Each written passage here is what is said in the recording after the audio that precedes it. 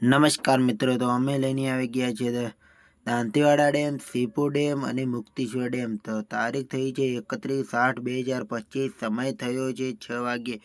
તો બીજી વાત કે અમે આજે દાંતીવાડા ડેમ લાઈવ કરી રહ્યા છીએ, તો અમારી ચેનલ ઉપર જોડાઈ જવા નમ્ર વિનંતી. 1 વાગ્યાના સમયમાં અમે દાંતીવાડા ડેમ લાઈવ કરીશું.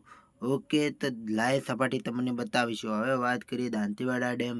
તો દાંતીવાડા ડેમમાં 1370 ક્યુસેક પાણીની આવક ચાલુ છે.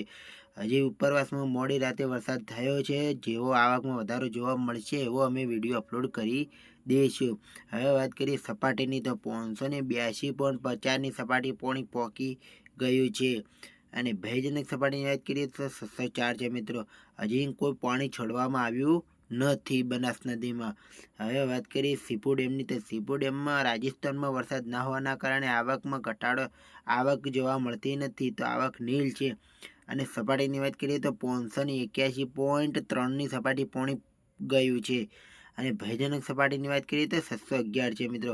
આ છે સીપુ ડેમના સમાચાર. હવે વાત કરીએ મુક્તેશ્વર ડેમના. તો મુક્તેશ્વર ડેમમાં આવકની વાત કરીએ તો 545 ક્યુસેક પાણીની આવક ચાલુ છે.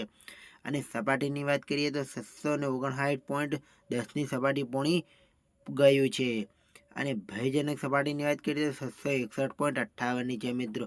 તો આ છે મુક્તેશ્વર ડેમની સપાટીને. હવે છોડવામાં કેટલું પાણી આવે છે, એક દરવાજો ખુલ્લો છે અને 495 ક્યુસેક પાણી છોડવામાં આવી રહ્યું છે.